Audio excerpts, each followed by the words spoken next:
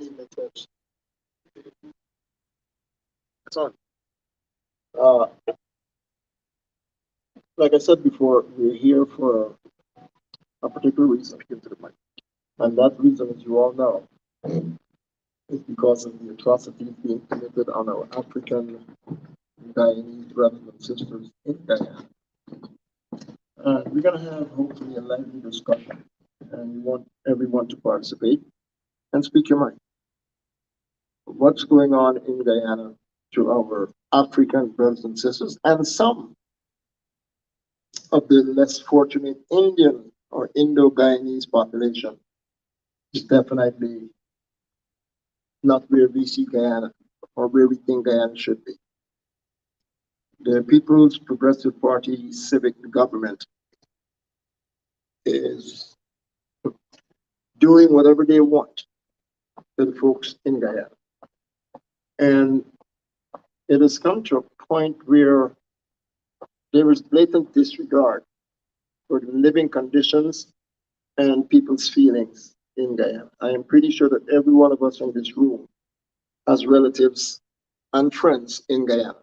And that's where our concern is.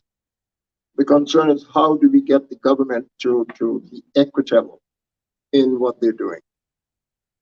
It is clear that they are pandering to the folks who they know will vote for them. And if they think you won't vote for them or you did not vote for them, then you're on that list.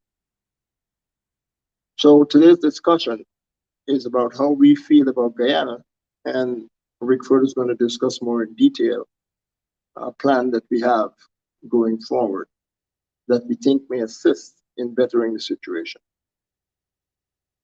Like I mentioned before, this is not about us. We all live here in North America. Most of us are citizens here. We have pledged allegiance to the flag of the United States of America. We don't have to do what we're doing.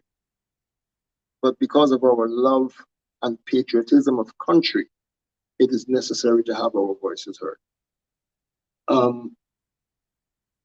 The PPP, like I said before, is running rampant and just doing whatever they want to do. And who's feeling the strain? The people that we all love, our fellow Guyanese, African Guyanese people. So we want to open this discussion and hear your views and the direction that you think the Guyanese in the diaspora can assist in making life a little more comfortable for the folks back home. All right, so the floor is open, and you can speak your mind without fear or favor. There are laws that protect us in this country, and one of them is freedom of speech. And you're free to speak your mind. And what you're doing is you're saying what's on your mind in representing the folks who are feeling the pressure of the current government. Who's first? Anyone? Well, if you're not gonna, I'm gonna ask you, what do you think about what's going on in Guyana? Horrible. Sad and disgusting. On whose part? Listen, PPP government also got position in the country. I'm blaming the people too. They doesn't have no interest to what's going on in the country. Most time I have to be calling them and telling them what's going on. They're not paying no attention. If you have a party, they show up in hundreds. But they're just like give up. I was just there in Guyana. I went to bury my mother. Yeah, and everybody looks like they're lost. It's a loss. It's sad. And it's getting worse. Because nobody is speaking up. So you think that the folks in Guyana should be doing more? Yes. In what way? Listen, you can go home to the protest. The thing is that in truth, they don't have no serious representation for them. No serious representation for them. But I'm from Boston. There's so many things that are missing from this whole situation. They need people to direct them. They need people to guide them. You just can't go carry a football and a basket net and think that could cover that. That's not it. It's bigger than that.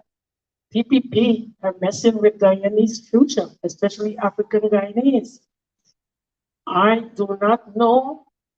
As you said, I'm an American citizen. I'm here over 40 years.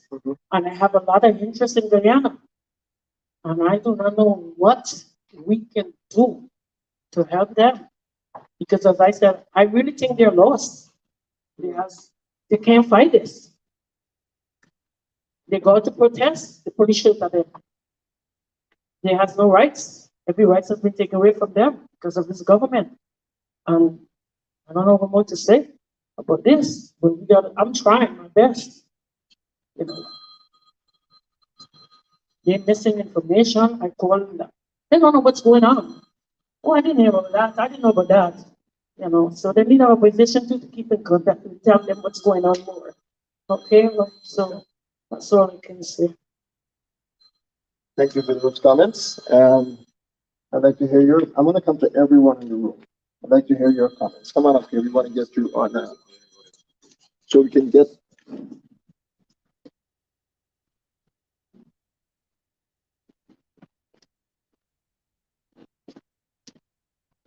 Good night, everyone.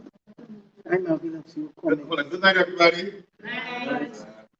Now, the PPP government, they are blatant. Like, personally, you cannot find words to describe this. These people doing what they like, when they like, how they like. I was listening on Politics 101 before I came over to the meeting. And this guy, Lowe, he was Dr. Hines' guest. And he said from now to December, the economy will triple. Imagine sugar planting right in Guyana. And sugar is $300 and $400 a pound. You got to go in line. I don't know. I don't understand what's really going on. I don't understand what really is going on in that country. Oh, beautiful Guyana. I was very much impressive with Miss, I think it's Flu is her name. She's from Flubes. Oh, from Moko. Okay, the MP from the East Bank, Mocha Arcadia. And, you know, I was much impressed the way how she delivered herself with Priya, the Minister of Education. She is saying about carry back books, you can't get crash grant. I got a cousin who got strokes when they were sharing the $25,000. And the people went into his house and tell him, in your furniture, you ain't qualified. A sick man.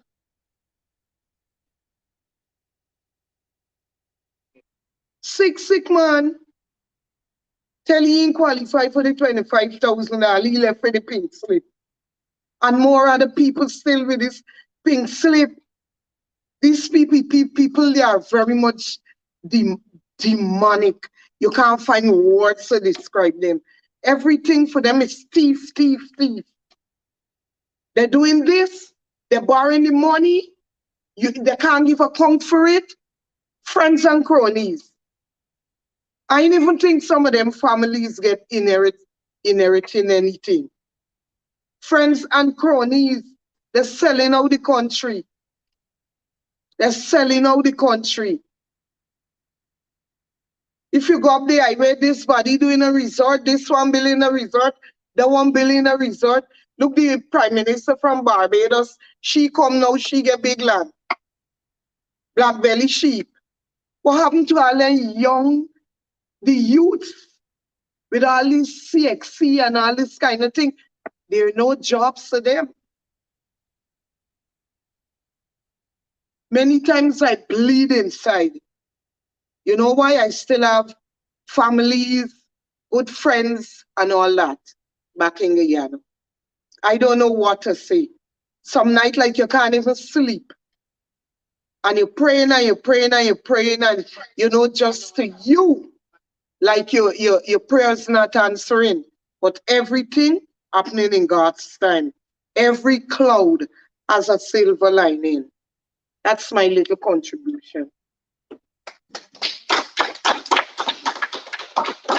Thank you for sharing your concern. Finally, call on the brother in the black shirt over there. Let's hear from you. Okay. Put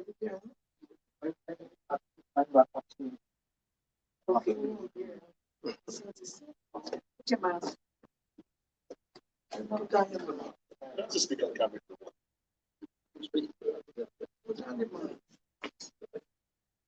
Oh, but go ahead. Yes. Nobody's committing any crime. Nobody's scared of people. Go ahead. Hi, good night, everyone. Bye-bye. I am from Guyana. I live in Guyana, and so I see the situation there on a daily basis. So I recognize what's going on there. And there's a concern for all Guyanese. And I do hope that the situation will be resolved as soon as possible.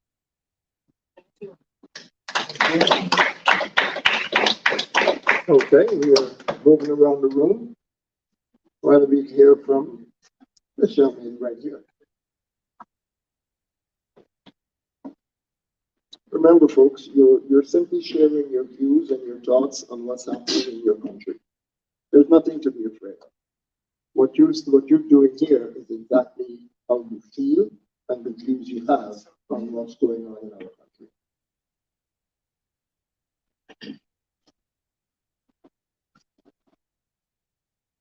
Good evening, everyone. Good evening. Good evening. Well, there is a lot of concern right now. Every Guyanese should be concerned, whether you're home or whether you're abroad. And sometimes as I reflect on Guyana and the situation in Guyana, it takes me back to my childhood. It takes me back to my friends, how we lived. And my concern is this bleeding has got to stop. Yep. This bleeding has got to stop. Yep.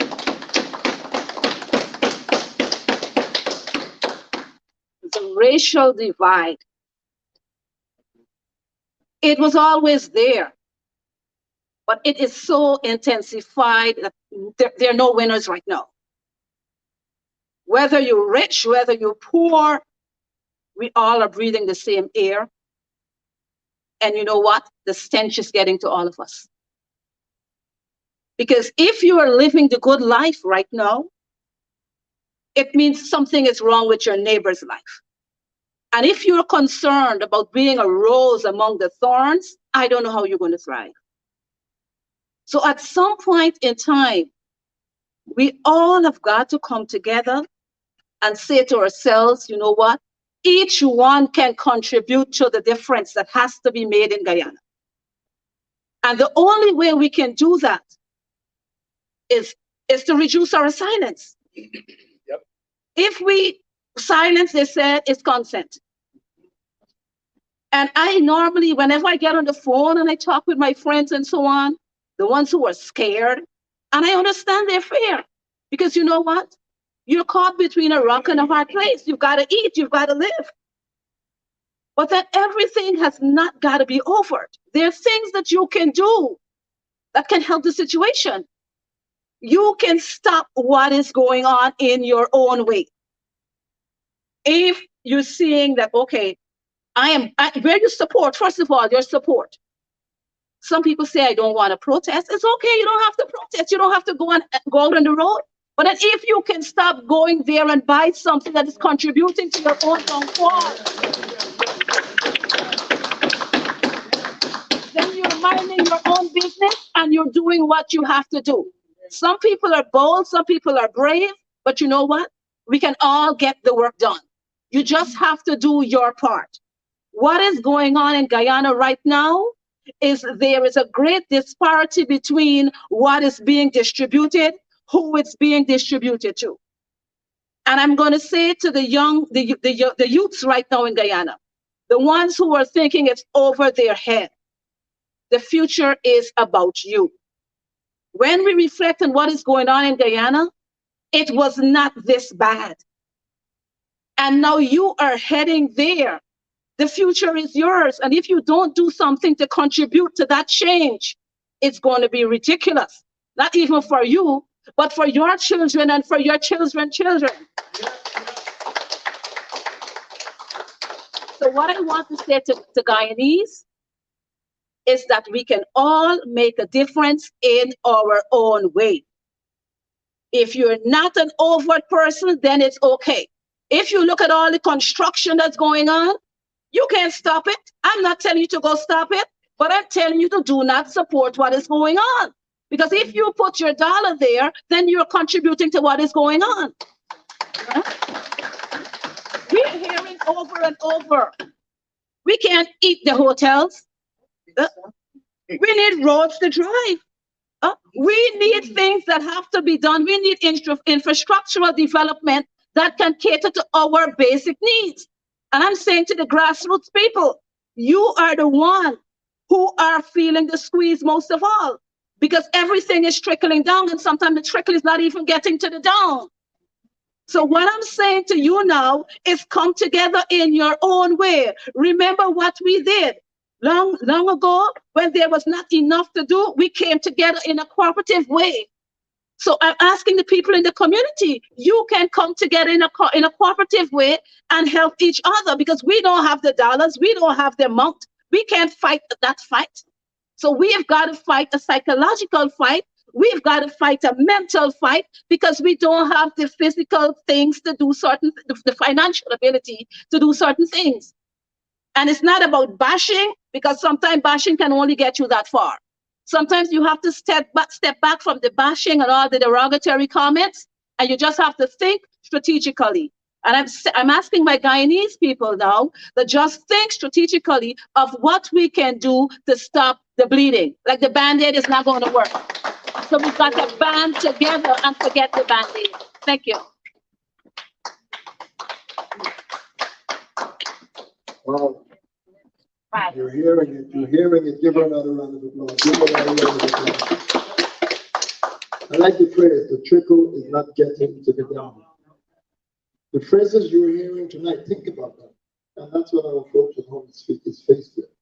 All right, we're going to go to you, my brother.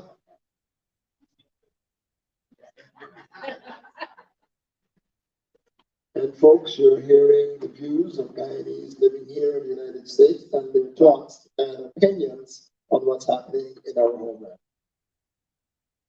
Hello, Guyanese. Good night, good night, good night. I, like many others, is deeply troubled by what's happening in the homeland. In a nation with less than 1 million people, with an abundance of resources beyond measure, there is absolutely no reason why we should have many of the issues that plague the land.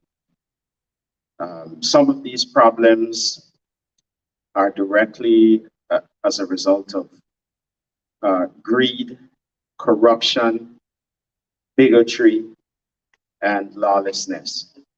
For many years, Guyana have been plagued with a lot of corruption, and some of these issues have been chronic in the society. But there comes a time when we have to take a stand and change the nation for the better, so that we can leave a Guyana that is way better than the one we inherited. As it stands today, there's never been more victimization of African Guyanese as what we are seeing happening right now under the People's Progressive Party. I remember when the Vice President Jagdeo came to power some years ago. One of the things that troubled me is he kept repeating this 28 year, 28 year, 28 year, 28 year, like it was a theme song. So I believe it was his mission to exact revenge for whatever he felt was wrong done to his community or the Indo community by the late, Burnham. Since anyone coming to power with that kind of burden is incapable of having of governing in a fair and transparent manner, and as you could as history records, his presidency when he was as leader of the country, it was marred by turmoil, what they call the troubled years, where there was lawlessness. There was a lot of violence, a lot of extrajudicial killings was at an all-time high, and it was just horrible. It was really, really awful. Burnham was deemed what was used as the boogeyman for many years in the Indo community, but given the foresight given the benefit now of comparison, can we how many people? I wonder how many in the Indo community would actually still use that Burnham boogeyman thing, because right when you compare the presidency of Jabeo and all of the things that happened to Guyana being being blacklisted for money laundering and all, Guyana went way down. I mean, I'm not here to say that Burnham was a saint or everyone in the PNC was great and exceptional and nothing was wrong. Both parties have done their fair share of wrong. But we must learn from history, not repeat it.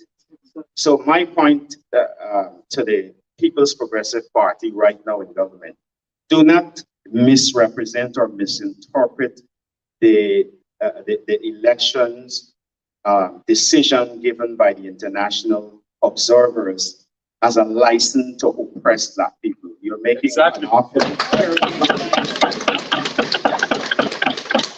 it is a fundamental error. As a matter of fact, what you're actually doing right now is setting the nation up for civil unrest like we've never seen before, because it's only so much people can take.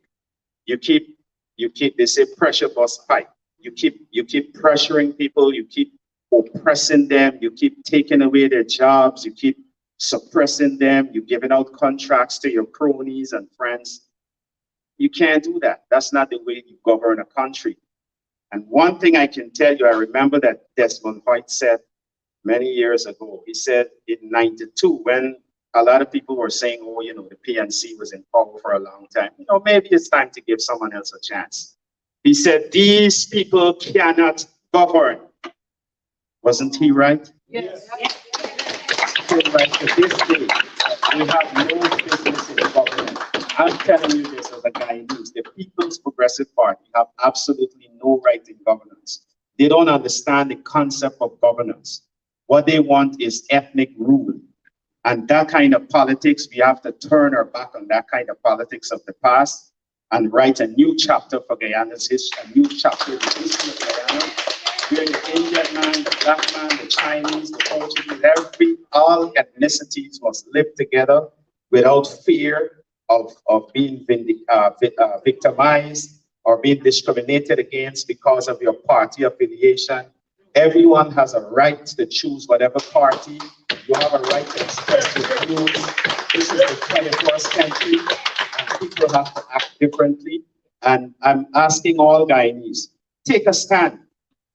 If you stand for, if you don't stand for something, you will fall for anything. And power yields nothing without a demand. Remember that. You have to demand change. The change, you are the change you've been waiting for.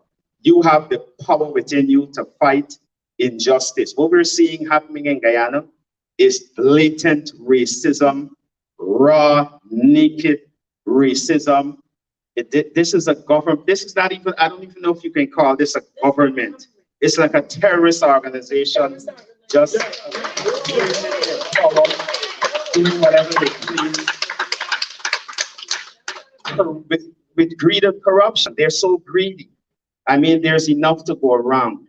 There is no need for this kind of power grabbing. Why not live? Why not do things differently? Why not be an inclusive government? Whatever you believe happened in the elections is over. This is a time for all Guyanese to come together, regardless of whether you are Indian, Black, whatever your ethnicity. At the end of the day, we're all Guyanese.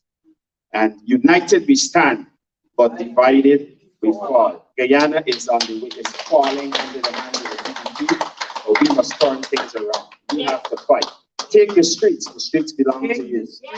You have nothing to fear but fear itself. Forget about the police. The police is not powerful.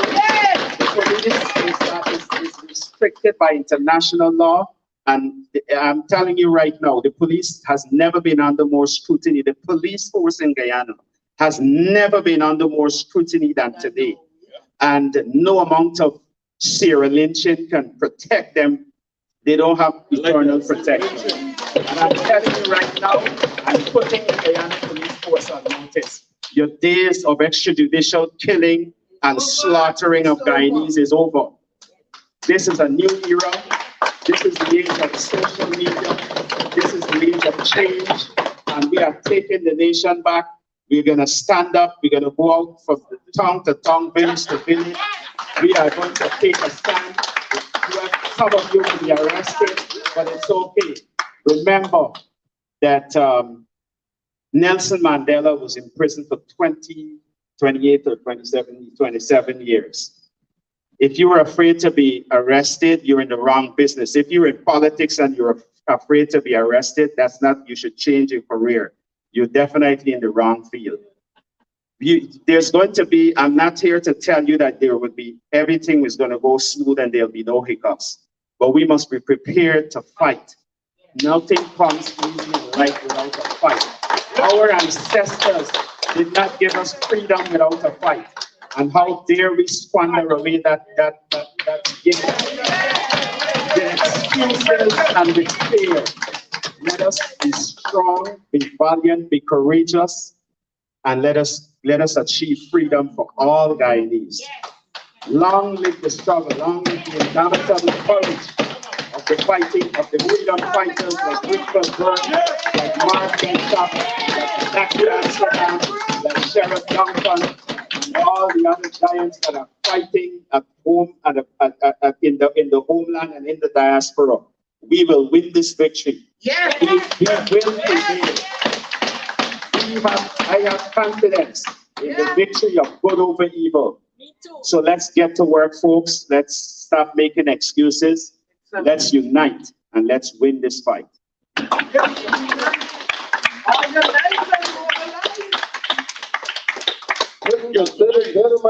another round of applause. Give him another round of applause.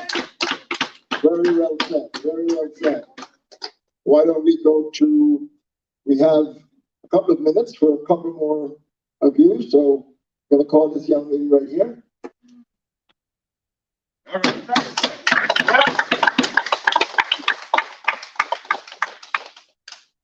Good afternoon, my Guyanese brothers and sisters in Guyana Good night. and in the Diaspora. I want to say thank you for this opportunity.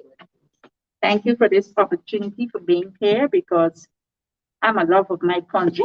Yep. I'm a love of my country and everybody must know me, who see me, see me. And today, I want to address, it is so funny to know that we have so many Guyanese in our country who is just trying to seek to get a piece of house lot or a land to take care of their children and their family. And you have so much criteria they're asking for before they could get this piece of land. And you have outsiders are coming and they are getting acres and all of that. They need to look into this because especially when it comes to Mr. Sue, who has so much money and paying so much money for a rent. And the Sue. He is paying so much money to rent apartment from Jack Dio, but then you have the poorer class of people out there who just waited to get a piece of land and they can't get it. And it's funny that you have a tenant and you don't know where he is. Because, yes, yeah, because we know in America here we have a tenant and we're not getting our rent. It's time for me to see what is happening. Yeah. And then if they disappear, we got rules and regulation how we go about to get or to find them, because sometimes something happens to them, they come after us because we're supposed to know 1 month rent missing, 2 month rent missing. You checking in with your tenant? So I would like to say that Guyanese as a whole, we deserve to get a piece of land. We're not a million people in Guyana. We have a lot of land, and each Guyanese is supposed to have a house lot that they can provide for their children, not at that high expensive rate that they're selling a little piece of land for. Not everybody's working. Not everybody can afford it. Even if they're working, they cannot afford that amount of money that they're charging for a little of land. We out here, some of us, we help our family. And when we help them with whatever little they're working for, they try to make it meet. But then when you take that job away from them, then they can't go nowhere to get a little help nowhere. They want to know everything. It's hard. And I've been looking at so much, and I'm telling you, I'm very, very, very, very upset. And I had to take a break because I didn't want to go into jail. Facebook put me into jail. So I thank God for the opportunity, and I hope that you guys are listening to me back home. Please support each other, forgive each other, stop tearing down each other, and work together. Unity counts. We cannot say we want to go to heaven and we cannot forgive our brother and sister if they have a misunderstanding or if they don't agree with stuff. Put it down. The enemy is wasting your time. Put it down. Hug your brother, hug your sister, and do the best that you can. Time you wait on no man. Thank you very much. Thank you. Give her another round of applause. Let's see. How about the brother over here? He said his wife spoke. How about the lady in the corner over there? There's so many of you, I just have a few minutes left to entertain a couple of people.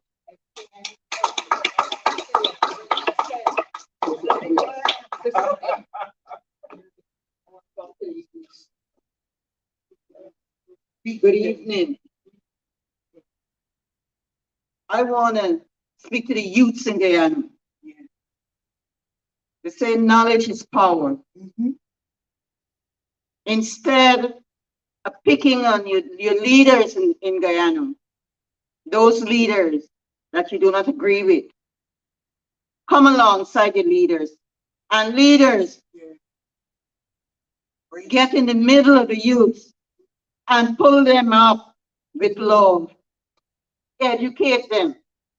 Tell them the history of Guyana, and the history of the party. They cannot know where they're going if they don't know where they came from. They cannot leave from behind unless they have a leader. And to our leaders, our youths are the future. They're the next leaders. So teach them how to lead. You know, we've been told that, instead of giving a man a fish, teach the man how to fish. Teach our young people what is required. It's not a fist fight and a knife fight and the guns, but it's fighting with togetherness, unity, oneness. And let's get away from this crab mentality of pulling down our leaders. We need to pull our young people up, encourage our young people, build our young people, right? What you hear, the governing party now is preaching about the one Guyana, and we all know what the one Guyana means. One race, One race. How many races we got in Guyana? But yet still we hear but one Guyana. Let's look around and see who are getting the benefits in Guyana right now. What's going to happen to our young people? Who are going to leave Guyana? So I just want to encourage the young people, step up in strength. And to all Guyana, this is about taking the fight to the street, not to the man, to the street. Take the fight to the pocketbook. To your own. Take your money where it's going to benefit you. Okay, start getting your plant pots, and instead of putting the flower plant, start gardening. You may not have the room and the land, because you know who gets in the land. Start at home. Again, to our leaders in Guyana, pull our youths up, teach them how. One love, oneness, unity.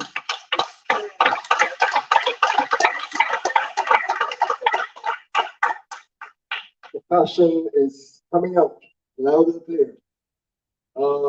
We only have room or time for maybe one or two more. How about the lady in the orange shirt back there? I don't think the mic can reach over there.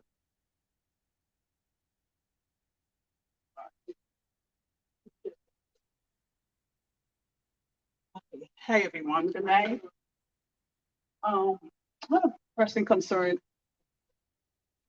My husband's spoken up. I'm just going to add something that's really hurting me because one of my, I have a cousin that works in the public service, and it's ridiculous. He can't go to the bathroom.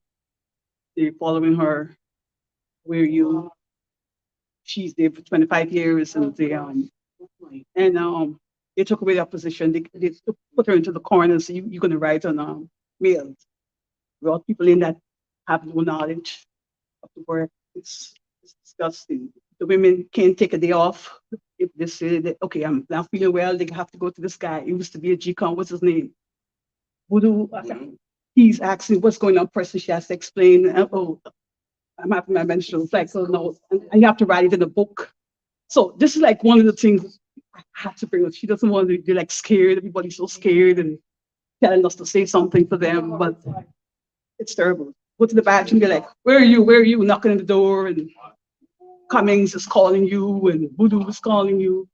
I'm like, I gotta tell this is ridiculous. I'm so mad, but that's one of the things I want to pinpoint. It's like they're downsizing your the qualifications, put you in a corner to sit and do terrible things and bring people, and eventually the people don't know what they're doing, so they have to like go back and call upon those same people. But it's like it's downright disgraceful. That's just my input tonight.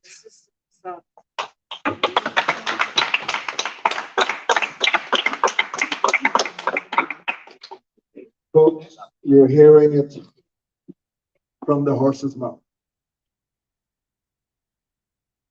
We're all Guyanese in this room.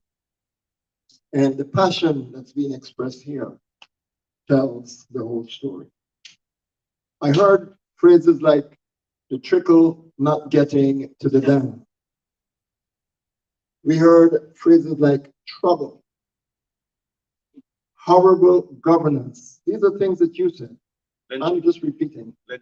Lynching, greed, corruption, lawlessness, victimization, money laundering, oppression, civil unrest, ethnic cleansing, injustice, racism.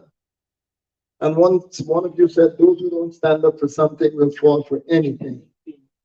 Someone else said, boots on the ground. And then finally somebody said, in unity, there is strength. I use these words to remind you of what you said. And to our Facebook viewers and listeners, please feel free to post your comments and we will read them. The purpose of us getting together here today is specifically for the purpose that you all just identified. the issues and concerns of the Guyanese populace, whether they're in Guyana or in the diaspora. Guyana has to get better. There is no question about it. There is absolutely no question about it. The PPP government is doing what they have to do, and the way they see things, the way they want to have it done. We can make the difference. We can make the difference. We meaning us here and those who are in Guyana. One of your rights in life, as far as I'm concerned, each one of us has two rights: a right to an opinion and a right to vote. Yes. Only by voting can you make change. Mhm. What we find is several of us talk a good talk, but we don't walk the good walk. Yeah. If we start uniting and walking the good walk, change is going to come. And a change has to come. This afternoon, as we gathered here and on Facebook and other social media platforms, is to echo our sentiments, our disgust, our dissatisfaction of where our country is. There is no question about Guyana has never been down this road before. Not even on the Chetty Jagan or Forbes brother, we have not gone down this road before. And it has to get better. How low can you go? How low can we go? How low can Guyana go? Guyana is at its lowest because of the views of few. Someone mentioned Sue. Who is Sue? Sue is the tenant that cannot be found. Let's find Sue. It's a game. Let the government find Sue and tell us what is Sue's part in this whole equation. Why is Guyana's government centered around a man named Sue? Our economy should be centered around our government. Since when does Guyana's government make deals outside of Parliament? Parliament is where everything is done. But no, you have to have a person come to your house and bring a client.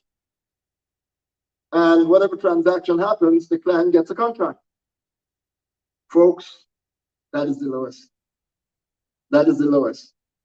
And something has to be done. But I want to touch on one thing before I turn the microphone over to Rick Burke. I mentioned talking the talk and walking the walk.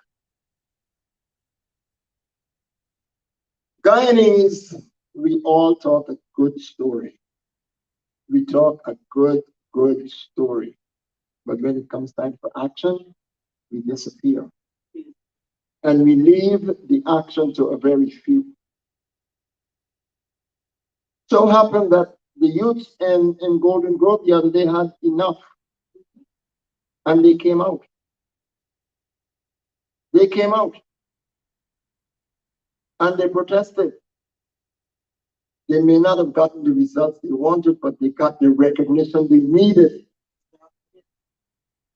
It is time for us to unite and come together. I am not a proponent for violence. Martin Luther King, Nelson Mandela, the congressperson who just died, good trouble. What was his name again? John Lewis.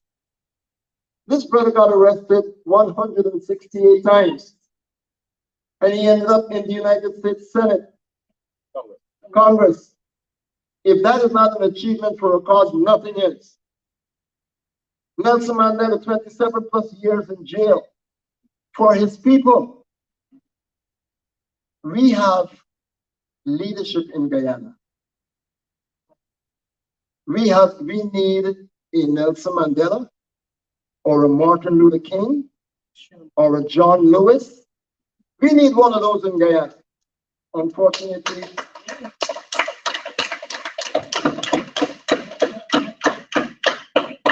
Unfortunately, those names are not here anymore, but they left a legacy that we can learn from. We can learn from that legacy and do what we have to do to get what we want to get done in Guyana.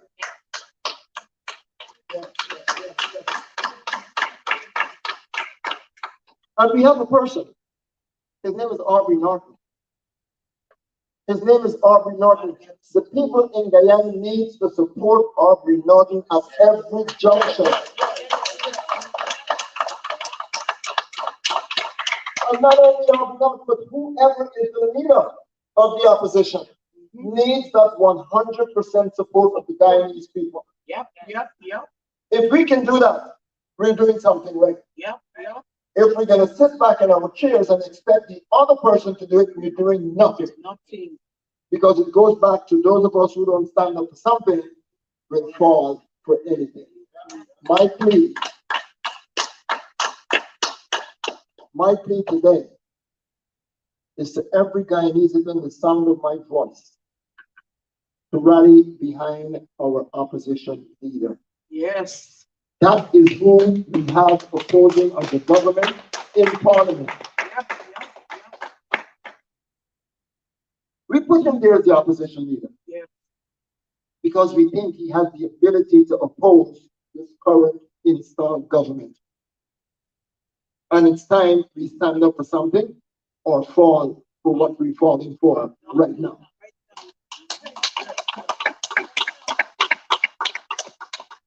I'm going to end this and turn it over to Rickford by saying this. Enough is enough. Thank you very much.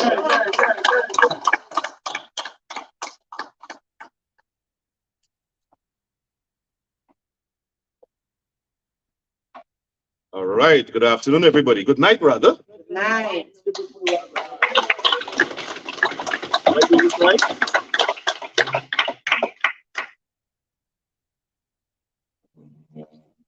Sorry, I'm kind of tall here. All right. Good night, everybody. Good night, everybody. All right. We got to let this place get live. Good night, everybody. All right. Now it sounds like we were in Brooklyn. So I'm so happy to be here. I'm happy to see all of you here responding so quickly to this short notice for this public meeting. And I want to thank, first of all, Bishop Rose and the members of the Bethesda Healing Center for facilitating this meeting at short notice. They always make us feel at home. So put your hands together for this beautiful church that has always supported the Guyanese community. And we have a member of the church here. Please convey our thanks to the bishop and the members of the church. All right, let me get a little comfortable here. So, Mr. Washington outlined the reason why we're here. We are in the diaspora. We have a different orientation. We have different laws in this country. We are bold, we are unafraid, and we have a rule of law that protects us. And tonight we stand here to assert that there's a rule of law in the United States of America. As most of you know, the Attorney General of Guyana, ever since he was installed, has been demonstrating to the world that he has a vendetta against Black people. You all hear me? Yes. He has demonstrated to the world that he has a vendetta against Black people. And in particular, because I was so vocal during the campaign and the recount, he said when they come into power, he's going to make sure he works with U.S. law enforcement to get Rickford Burke extradited, like if I'm a criminal. And mind you, while he was saying that, he was charged with theft of government assets. So he has a criminal record, and he wants people extradited because they think that when they get in power, they can kill people like they did to Ronald Waddle and they did to Courtney Kamilink. But I am Rickford Burt. I am Rickford Burt. And I am not afraid of ANIL Nandlall and any ability he got to make anything happen to anybody. And that's why we're here today. So I want to have a discussion with the Guyanese people. Since Mr. Nandlall came to power, he embarked on an endeavor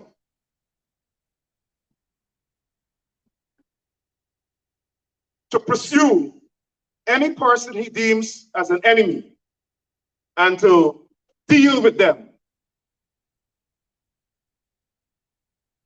Mr. Nandlall has demonstrated, as we have said, and I'll come to that, in a letter to the U.S. Attorney General, and we have a response tonight from the U.S. Attorney General's office and our members of Congress, and I'll update you later on that.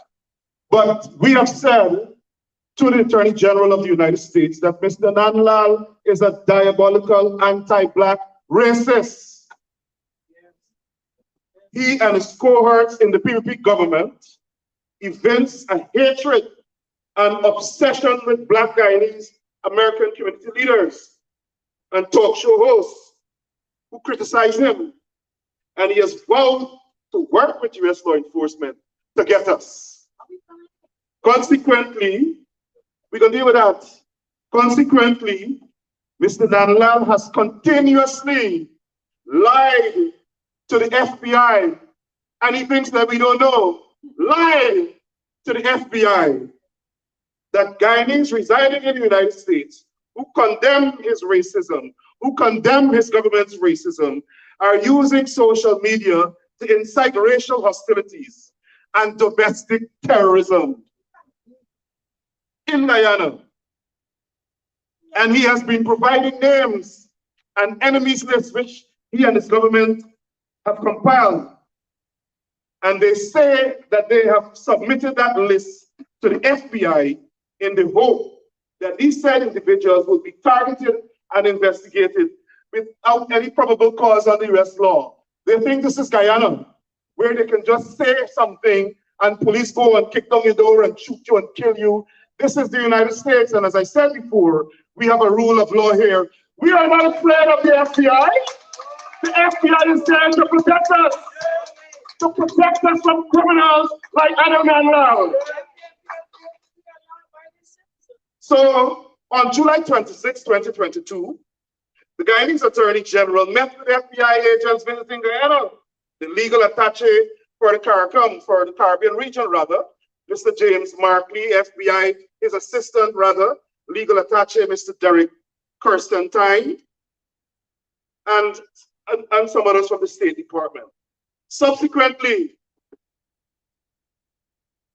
he issued a statement saying that the FBI team will take action, or they've urged the FBI team to take action against all of us here in the diaspora who speak out. And those of you who spoke out and asked questions tonight, FBI coming for y'all too. So he said that the FBI is actively considering their complaints about Guyanese Americans who exercise their constitutional right to free speech. He accused us of using social media platforms, in particular, to spew racial hostility and create ethnic strife among segments of the Guyanese population, and inciting and aiding and abetting riotous conduct, even domestic terrorism. Clearly, Mr. Nandlall has been employing this tactic in an attempt to intimidate Guyanese American citizens from exposing PPP racism and corruption, and from telling the world that the PPP government, of which he's a part, an integral part, and a key player, that the PPP government is the most brutally racist and violently oppressive anti-Black government in the Western Hemisphere. That's our view, and that's what they demonstrate every day.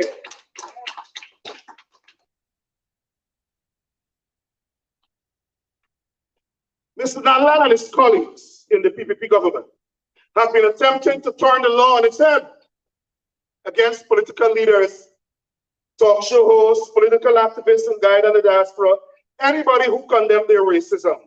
They audaciously claim that everyone who condemns their racism is a racist, and that we are acting unlawfully by condemning their racism, and that we are inciting racial hostility and domestic terrorism, and that violates the Guyana's Racial Hostility Act. We reject that.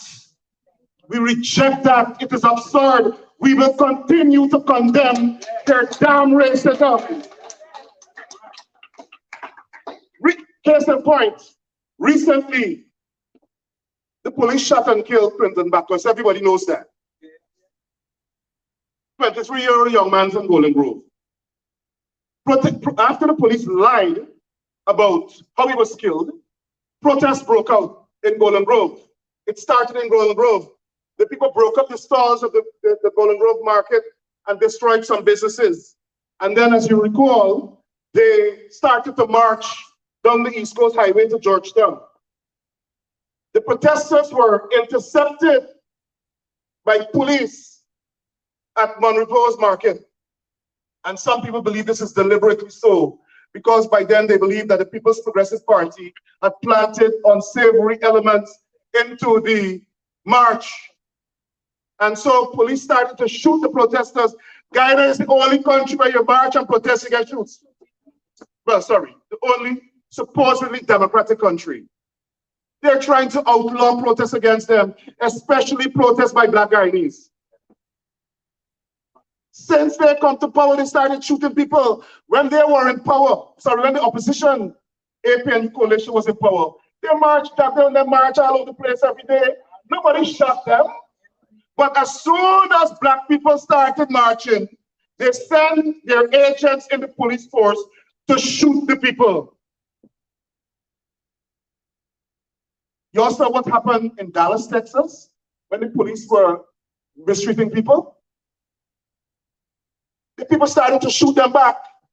We don't have that in Guyana yet. But that is what the PPP government is inciting. That's what they want.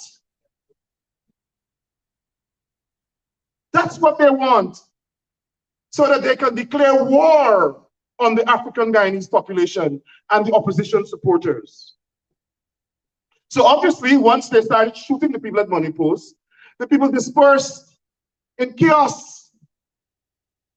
And whether it was orchestrated or not, the Monrepo's market was destroyed because people break up the stuff. They started to react to the police shooting them.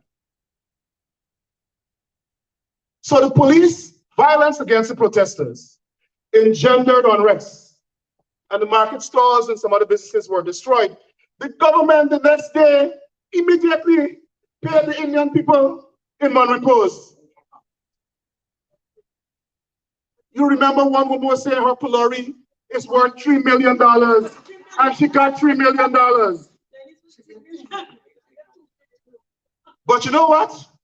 The people in Golden Grove, whose stalls were destroyed and their businesses were destroyed, the government refused to give them compensation because they're Black. That's it. And we come from America, where we call a spade a spade. We have organizations in this country to protect minorities. We're not the minority anymore in the state. We're the majority. Yeah. But because of racism, we have laws and institutions that protect Blacks. So we're accustomed advocating for the rights of Black people. And that's what we, the Diaspora, will do. But they want to tell us in Guyana, it is illegal in Guyana for us in America to tag for Black people in Guyana. We live in America. We have freedom of speech. Our speech is protected. And Nandlall can't change that. Nobody in the PPP can change that. So they could complain to the FBI all they want. We will continue to speak out against PPP racism. And we have to back in our members of Congress and our elected officials in this country. So when, in addition to that, they refused to compensate the people in Golden Grove. And then the Police Complaints Authority report came out. And several police officers, including 3 or 4 senior officers, were implicated. As a matter of fact, Justice William Nandlall, who's the chairman of the Police Complaints Authority, said a Sergeant Lekram Ruplal incited Lance Corporal de Nobrega to kill Quinton Bacchus. He was not charged.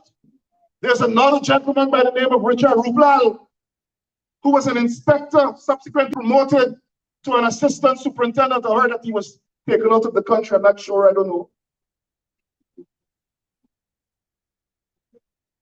He was coordinating things. And there's another one by the name of Sunil Prasad, a corporal. He was in the front seat of the car, which was driven by the shooter. None of them charged. But when the opposition leader pointed that out at a press conference, ANIL Nandlall said the police is now investigating the opposition leader for inciting racial hostility because he's talking about the Indian people that are being treated differently. Well, let them go and arrest the opposition leader now. Let them go and arrest the opposition leader.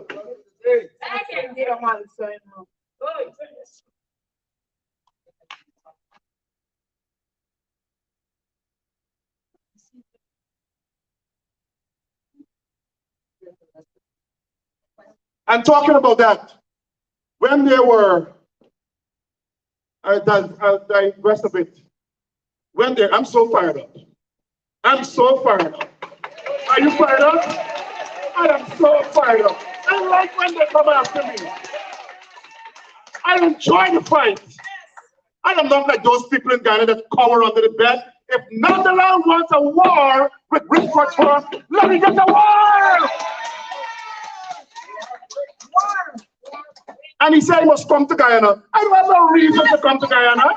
98% of my family live here. He think I'm doing something. Let him come here.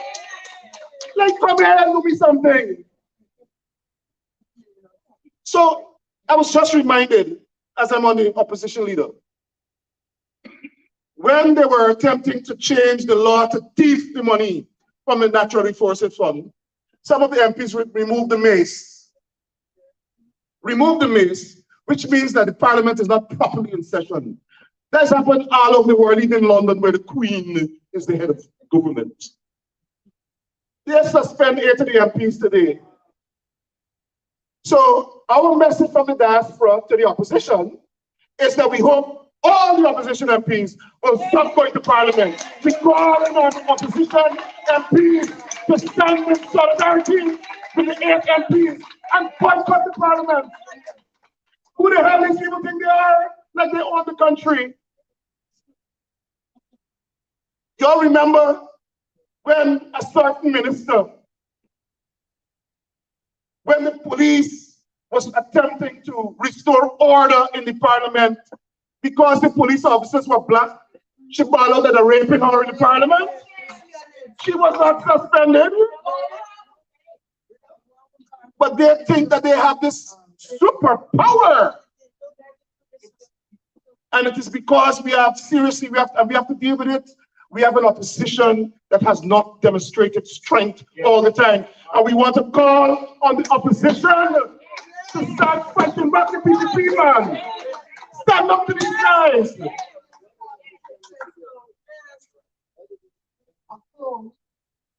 Exactly. You heard Nigel Nandlall stand up in parliament and tell a female MP she wants a dildo. In any other country, he would have had to resign.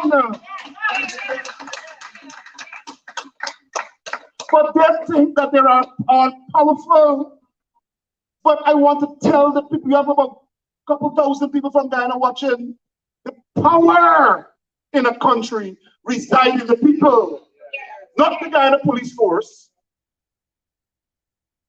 not the government, not the people. You guys recall in the Arab Spring, how all of these dictators fell when the people came out and stood up. Even Suriname, the people, what the all in Guyana, man? The president called a professor a clown. What you expect the rest of it? No, you call a black leader a crown because that's what they think about black people. And when you talk about these things, they said you're inciting racial hostility. But those are the things that we talk about to help empower black people in this country. And I am proud to be a black man, and I'm proud to stand up for the African Guyanese people in Guyana, and the Amerindians, and the East Indians who don't support the People's Progressive Party. So, Guyanese in the diaspora, we're not inciting anything. And terrorism, he thinks by invoking the word terrorism, the Americans will be perked up as well. Terrorism. You get your word. And let me pause there. ANIL, Nandlall, well, I'll come into that. But we speak up in the diaspora because we want accountability, justice for the 1,400 black young men that were killed by ANIL Nandlall's party. Genocide. What happened? We're not human beings. We don't have a right to speak up and demand justice for our brothers and sisters that were killed. And we demand equitable governance. You can't want to give all the contracts to the government to East Indians, give all the COVID cash grants to East Indians, give all the agriculture grants to East Indians, go around the country and give East Indians $250,000 cash grants, and African Guyanese that make up more than 30% of the population can't get any. And when we talk about inciting what? They are inciting racial hostility by marginalizing the black population, and it has to stop. It has to stop. They are an apartheid government, and we want them to cut it out.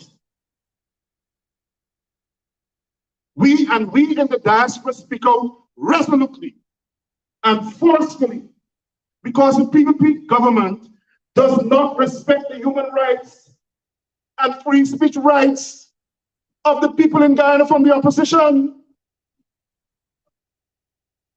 The PPP government brutally infringes on the free speech and other constitutional rights of black people.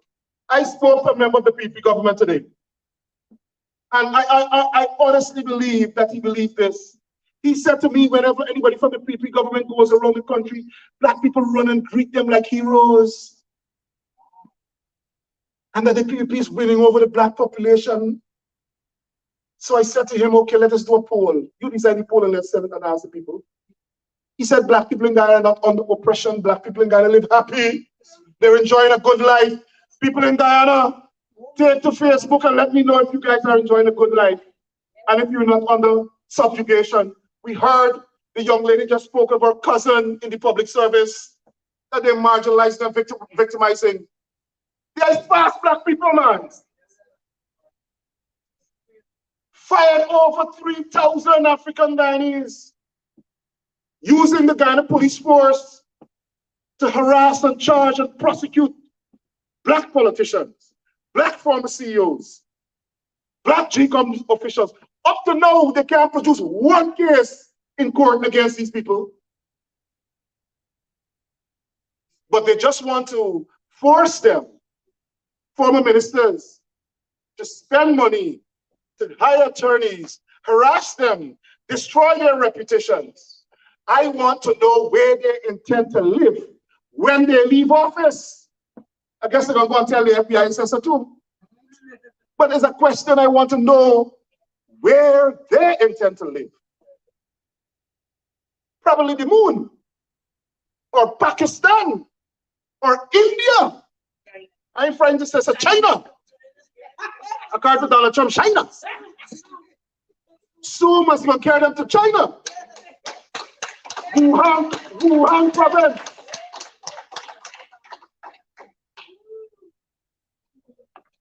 And in case you haven't noticed, every single black talk show host in Guyana has been arrested.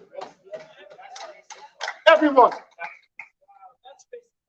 Every single, even the member of parliament who just hosts In the Ring get arrested. They don't think that we have rights. And their tactic is to force us to stop talking about it by threatening us with arrests and complaints to the FBI. Yeah. Imagine the opposition leader went to visit the Clinton Bacchus family and they sent police to harass the man. And then now they want to suspend a superintendent or discipline a superintendent who we know was taking orders from the government. Just like Barjak, they know fake swing sue.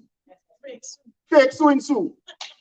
To make believe that he vexed because he get catch taking $500,000 allegedly in bribe. So give me some water.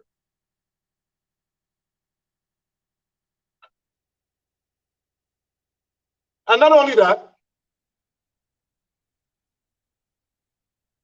the government of Guyana, in their previous government, killed their opponents. They killed journalists and political activists. That's a fact. And they want to force us to stop talking about that by threatening us with arrest, extradition, FBI. We are frightened that.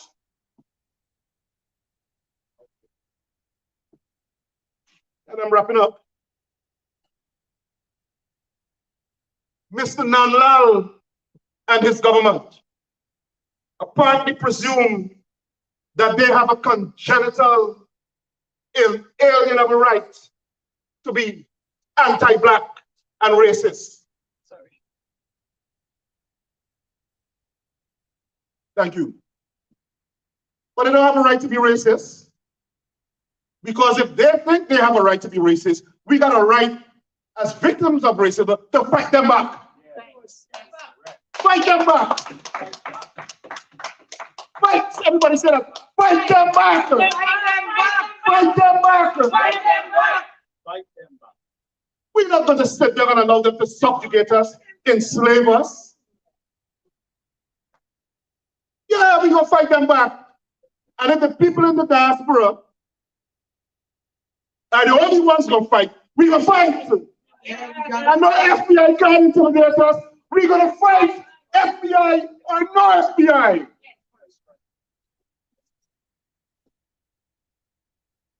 And that's why we urge our brothers and sisters in Guyana to stand up.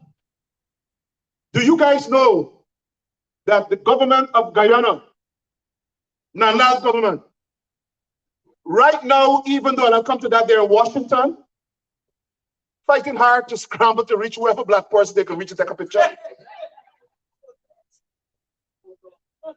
As we speak, they are conducting espionage against the United States of America by targeting United States citizens and Guyanese and even probably members of Congress.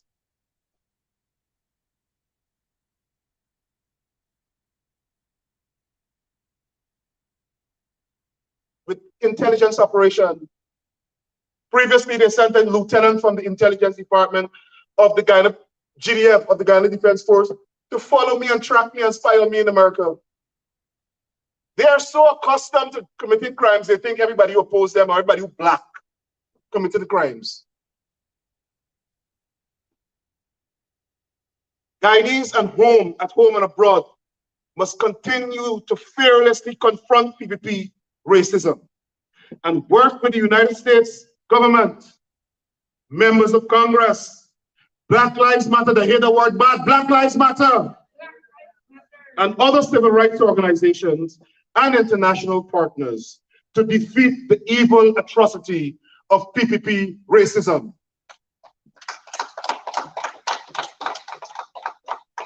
Regardless of if Mr. Nandlall say he want extradite us, regardless of his nefarious overtures to the FBI and his lies to attain political vendetta. In their previous government, they used death squads to kill opponents. They can't do it anymore. It's a different generation. The whole country is going to go up in an uproar. And the whole world is watching. So now they want to, in a sneaky way, use the FBI to do their vendetta as their death squad. Imagine that, eh? They think they're so smart. They want to use US law enforcement as their death squad. It's not going to happen. And Mr. Nandlall is so transparently racist and corrupt that he sits with representatives of the FBI to talk about Black people who in the diaspora inciting racial hostility. And inciting terrorism. Y'all ever see anybody from the diaspora inciting terrorism? Only that, exactly. People don't have time to stupidness.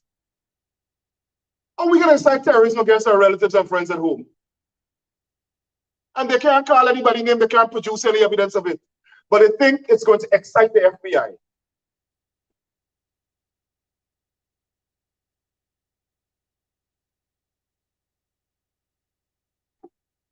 But you know what? He didn't say a word to the FBI about his Indian supporters who be all over Facebook calling us niggas, which is a crime in America. It is a crime in America, hate crime. They call us hungry belly dogs. Send death threats. Every day I get death threats and I report every one of them. He's not talking about that. Right now, as we speak, there's a death threat against me, Rickford Burke, on the president's Facebook page for the last 2 years. And we have a law firm monitoring it. We wrote the police commissioner of Guyana. They ignored it. Right now, as we speak, there's a death threat against me, Rickford Burke, on the Guyana Police Force webpage, Facebook page, that they have refused to remove, even though we've been talking about it.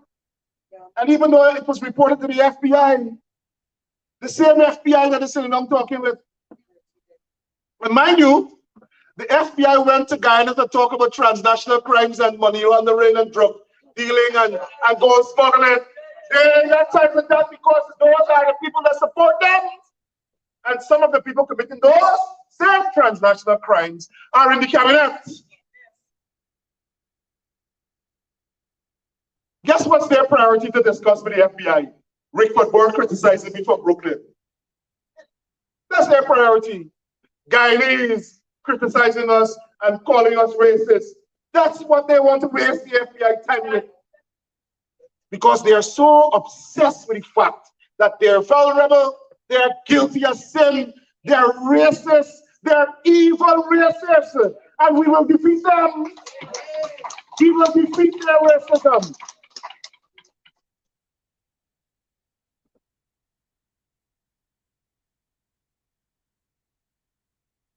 PPP government officials, if you want to talk about people inciting racism, you all remember during the recall from Bar Jack Day to Priya Manichan attack Black Lives Matter in America? They back Trump, a racist tyrant. They called on their supporters not to vote for any Democrat. The same Democrat that they went to Washington to meet, they called on their supporters not to vote for them. I saw that they sat down with Cory Booker, the only Black man they would meet with them. They called their supporters not to vote for Cory Booker. They said, don't vote for the Democrats, vote for the Republicans. Because they subscribe to the KKK philosophy. And now, they hire two lobbying firms, paying them $55,000 a month to lobby the same Democrats. That's why we were so happy when the chairman of the Democratic Caucus, Congresswoman Joyce Beatty, declined to meet with them. She's the chairman of the Democratic Caucus. She does not need to meet with any racist government. That's why Congressman Hakeem Jeffries refused to meet with them. And guess what they tried to do? They tried to get the US ambassador to arrange a meeting with them and the congressman.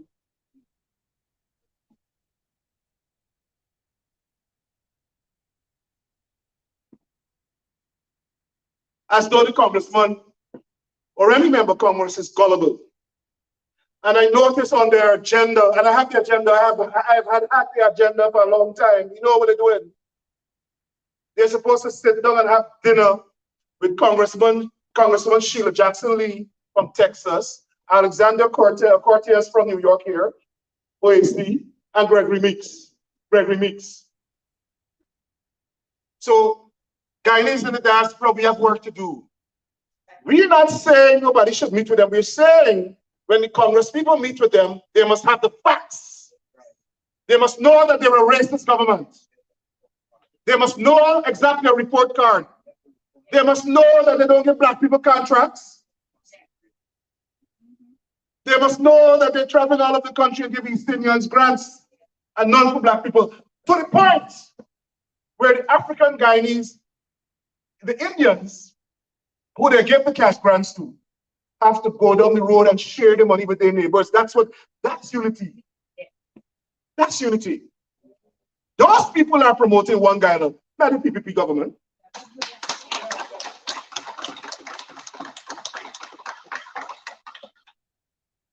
Nandlall has been obsessed with goading the FBI to infringe on the rights of Black Guyanese leaders and social media influencers in the US because we have demanded an international investigation into the death of Courtney Kamiweng.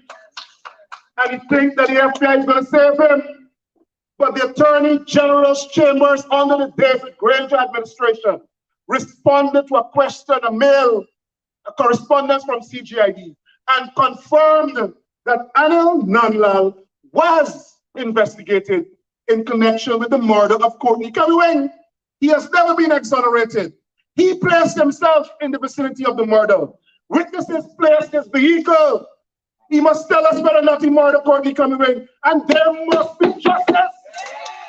No FBI could save him, whether or not he was involved in the murder of Courtney Kamiweng, and we will continue to tell the world. And he thinks the FBI can save him from the $100 million US lawsuit that we have filed, well, about to be filed in the Eastern District of New York here in Brooklyn, because he got on national television, upset because I questioned him and criticized him and said, I'm a rapist.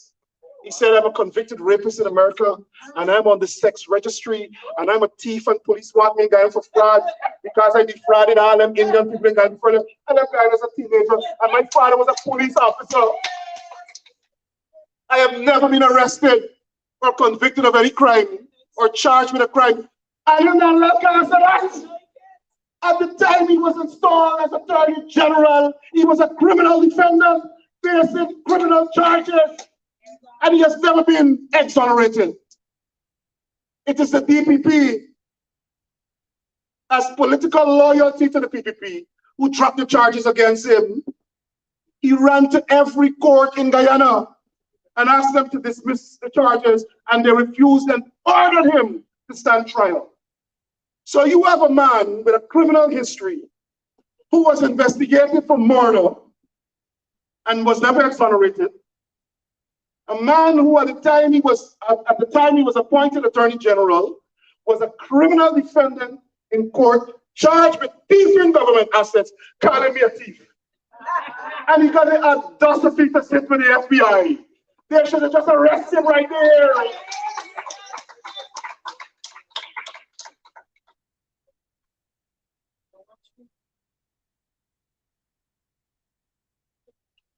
And let me talk about, you recall, we had a protest against him in Queens. All the mouth he got the other day, I come to your country and you can't come to mine. I am coming again. Come now. Come back here. We gonna come and meet you. The last time the man had so much mouth, he was supposed to be there at 7 o'clock. He never come. He tell the guy security. They had 50 police officers there because the right to tell police that we want killing. 50 police officers there headed by a captain. The man refused to come. The government of Guyana had to hire bring security. You know, bring security? The army care people to fetch money from bank to bank. They hired them thousands of dollars. And if it's not a whiskey and a Heidi and Ducky and dash it through a door like the president of the United States landed in Afghanistan.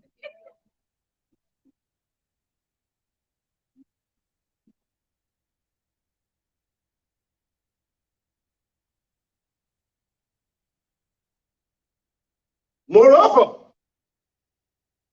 remember I told you all I would come to domestic terrorism? ANIL Nandlall can't talk about domestic terrorism. He's the biggest domestic terrorist in Guyana. And let me see, I didn't plan to do this, but I can do it. Let the world know. In 2014, I think it is, Kaicho News carried a report about his family.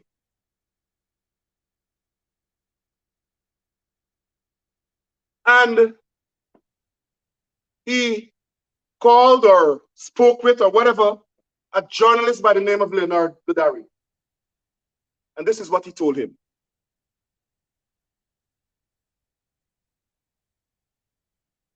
It is if you will not have repercussions.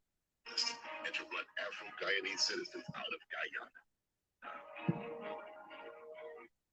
It's the same American doorstep they were up to us. It is the same CARICOM that they will have to move to. It is if you will not have repercussions and they live in some insular world that they're insulated. Well, they will learn bitterly. Everybody does have a newspaper, they will have a record. That people that weapons, right? They have a newspaper, they have weapons. And when you continue to attack people like that, and they have no way of responding, they are just back with their weapons. Who can I say fucking something down here? And what else do? And he looks at Peter will not be for fucking man. You know, I tell you, innocent, I tell you, honestly, man to man, that's what happens. This is a protest and a struggle against. That is the definition of domestic terrorism.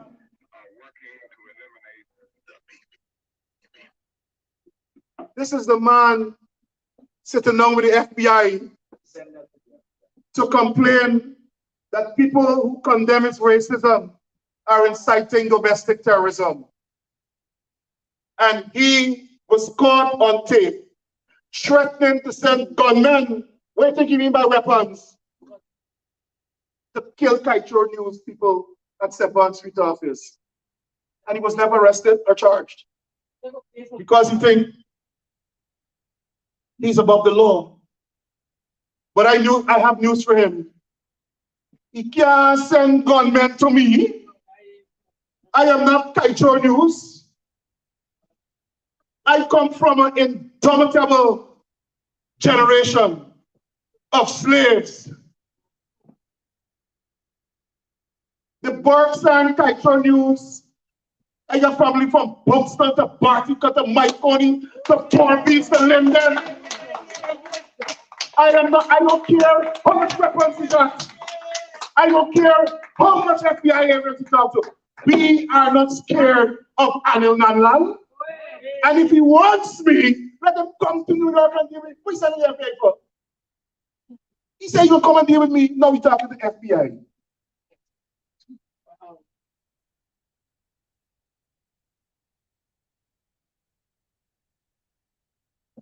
And listen, as I said before, we have been having discussions with an international law firm. We've already sent a letter to the Attorney General of the United States. We've sent the letter to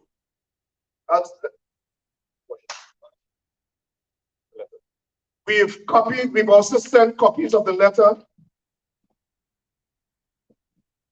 to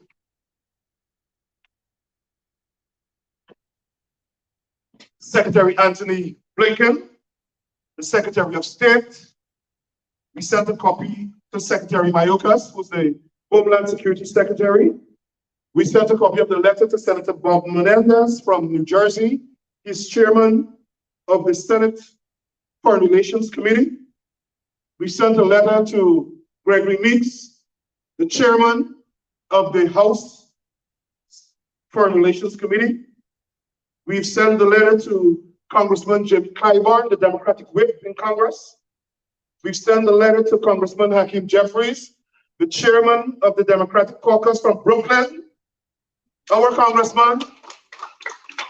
We've sent a letter to Congresswoman Joyce Beatty, the chairman of the Congressional Black Caucus. We've sent a letter to our Congresswoman Yvette Clark. She's the chairman of the Caribbean Caucus in Congress. We've sent a letter to Jake Sullivan, President Biden's National Security Advisor. We've sent a letter to Christopher Wray, the director of the FBI. We've sent a letter to Avril Haines, the director of National Intelligence. And we've also sent a letter to Mr. Juan Gonzalez, director for Western Hemisphere Affairs in the National Security Council in the White House. And we've also separately wrote our members of Congress in New York, the entire New York delegation, asking them to ensure that an investigation is launched. And we have received that assurance that there will be an investigation.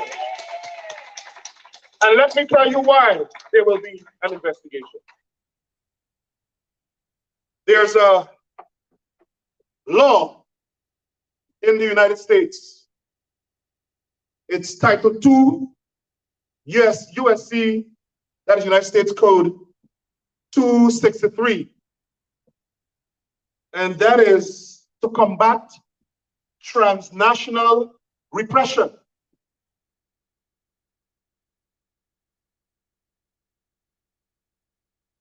And let me tell you what the law says. Countries and governments harass, intimidate their own citizens living in the United States. These governments are also bold that they even target United States citizens by stalking, harassing, hacking them, assaulting them, paying people to assault them, paying people to carry out hits, attempting to kidnap them, forcing coercion, threatening to detain them and their family, threatening to send Interpol to harass them, issuing fake police bulletins. And this law also says that it is a crime for them to target in these manners, in the manner I just described, target political and human rights activists, dissidents, journalists, political opponents, religious or ethnic minority groups. Textbook definition of transnational repression. And so we have asked the United States government to commence an investigation, a criminal investigation into the Attorney General. And we know they're going to start paying their lobbyists to go and lobby the Justice Department or whatever. But we've also asked Congress to launch an investigation into these acts of transnational repression by the Attorney General of Guyana. And let me wrap up by saying this. The PPP will have to kill me, Rickford Burke, to shut me up. And as Burnham said, when one ball had died, another rasta will take over. But whenever ANIL Nandlall and his gang of criminals ready to come to kill Rickford Burke, Let them come. Thank you.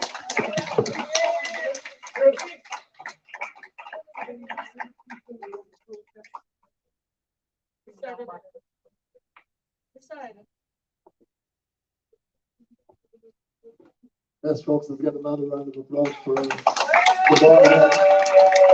When the one boy dies, the last son will take over. Folks, you've heard it all. We couldn't get any clearer than what was expressed here today. Yeah. This is our final call for the people in Guyana to stand up for something or continue to fall for anything. With that said, thank you much for coming out. Good night. I'm sorry, any questions from the audience? Any comments? I see one of our comrades just came in. Would you like to say a few words, sir? The gentleman in the back. No, he says no. All right, folks. If there are no questions or comments, is there any comments online?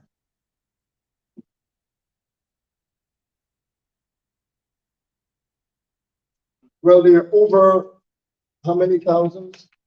12,000. 12,738 viewers online.